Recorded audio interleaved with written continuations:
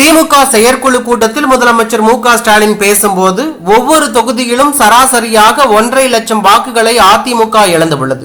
2019 20 தொகுதிகளில் போட்டியிட்ட அதிமுக 2024 34 தொகுதிகளில் போட்டியிட்டது. 14 தொகுதிகளில் கூடுதலாக போட்டியிட்ட அதிமுகவின் வாக்கு 1% மட்டுமே உயர்ந்துள்ளது. சில நாட்களாக எடப்பாடி பழனிசாமி வாக்கு சதவீத கணக்கு ஒன்றை சொல்கிறார். ஜெயலலிதா சொத்து குவிப்பு வழக்கில் நீதிபதி குமாரசாமி போட்ட கணக்கையே மிஞ்சும் அளவுக்கு உள்ளது. அதிமுக தொண்டர்களுக்கு கூட்டல் வகுத்தல் கணக்கே தெரியாது என நம்பி பொய் கணக்கை அவிழ்த்து விட்டிருக்கிறார். அவர் சொன்ன கணக்கை அடிப்படை அறிவுள்ள அதிமுகவினரே நம்ப மாட்டார்கள் என முதலமைச்சர் மு.க.ஸ்டாலின் விமர்சனம் செய்துள்ளது அரசியல் வட்டாரத்தில் பரபரப்பையும் அதிர்ச்சியும் ஏற்படுத்தி உள்ளது.